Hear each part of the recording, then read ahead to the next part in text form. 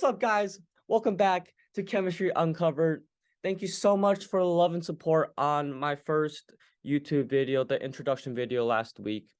And we are dedicated and committed to showing you guys state-of-the-art chemistry tutoring. Here at Chemistry Uncovered, our mission is to make chemistry fun, chemistry tutoring fun, educative, and collaborative. And we are dedicated every single week to give you guys the best experience possible on learning chemistry.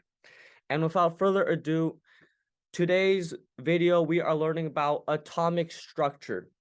Now, I know you guys may have questions, what is atomic structure?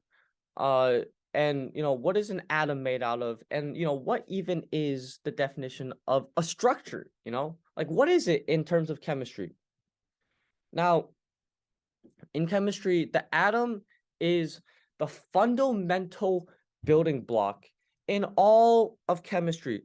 From the water we drink, the H2O inside the water, from a ping pong paddle, right? To what a ping pong paddle is made out of, to a bond, right? To a terminal atom.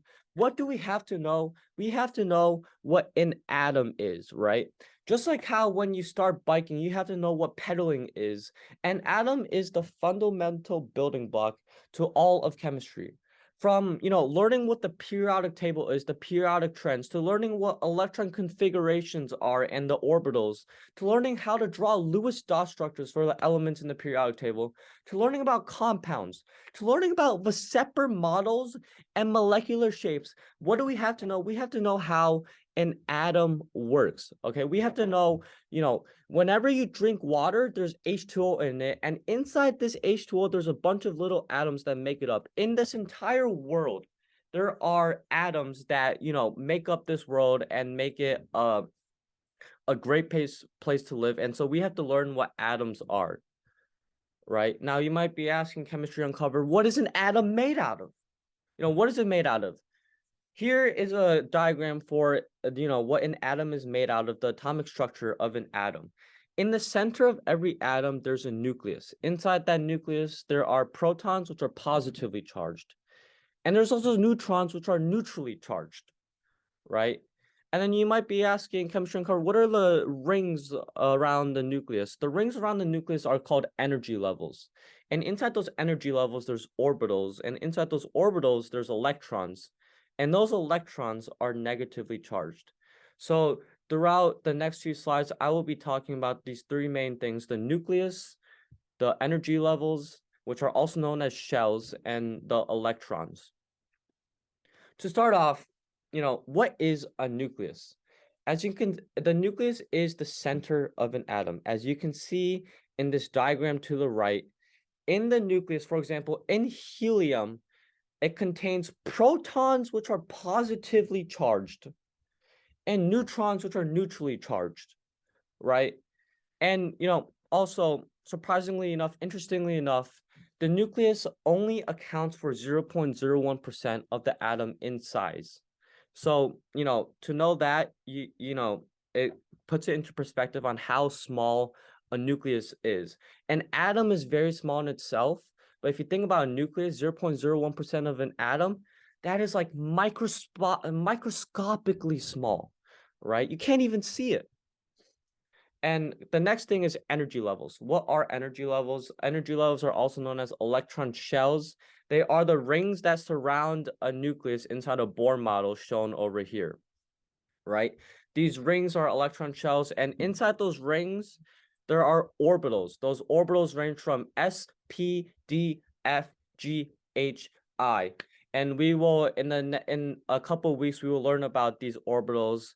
Quantum chemistry. We will learn about quantum chemistry and how electron configuration and quantum chemistry goes into what orbitals are and what the S, P, D, F, G, H, I orbitals are made out of, right? And how electrons fit into these orbitals.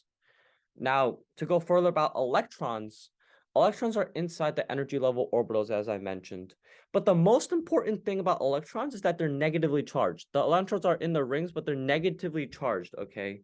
Just like how a magnet, a positive, pretend like this is the positive of a proton, pretend like this is the negative of an electron. In a magnet, the positive electron attracts, right? When it's negative and negative, they don't attract, they repel.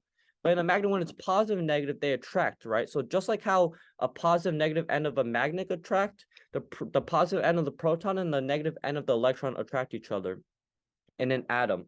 In a neutral atom, the protons equals the electrons, so the charges balance out, and the neutral atom has a charge of 0. It's also important to note that the outermost electrons are known as the valence electrons, and the inner electrons that are not the valence electrons are known as the core electrons, right? And also this term effective nuclear charge is basically how strong the attraction is between the proton and the electron, and we will learn more about that. To kind of expand, how does an atomic structure relate to the properties of a periodic table? For example, in this diagram, you can see a hydrogen, right? The top is the element name. In this scenario, it's hydrogen. The atomic number is always the number of protons. Always. The atomic symbol is H here. And atomic symbols can be very straightforward. They cannot. For example, gold is AU in this periodic table right here. The atomic mass is the protons plus neutrons. And you might be wondering why, Chemistry Uncovered, why is there a 0.008? Why is it not a whole number? It's because every single element has isotopes. Isotopes are atoms with the same number of protons, but different number of neutrons. And we will learn more about that as we talk about the periodic table. Right now, I have a thought-provoking question for you guys, for my chemists, right? Why do protons and nucleus account for most of the atomic mass, but they're only 0.01% of the atomic size, right? And to answer that question, it's because electrons, they weigh so little compared to protons and neutrons that it's basically negligible. Right, so even though the nucleus is 0.01% of the atomic size, the protons and neutrons weight is way greater than that of an electron, right? I have another thought-provoking question for you guys, What is the difference between molar mass and atomic mass? I know you guys may have heard in your chemistry classes molar mass, and I've been talking about atomic mass. So what is the difference, right? Molar mass is the grams per mole of an atom, per mole. Atomic mass is the grams for one single atom, right? So atomic mass is the more simplistic, molecular, like molecular weight. Molar mass, like atomic weight of an atom, for example, like of this atom, for like a hydrogen atom, atomic mass is a more simplistic, atomic weight.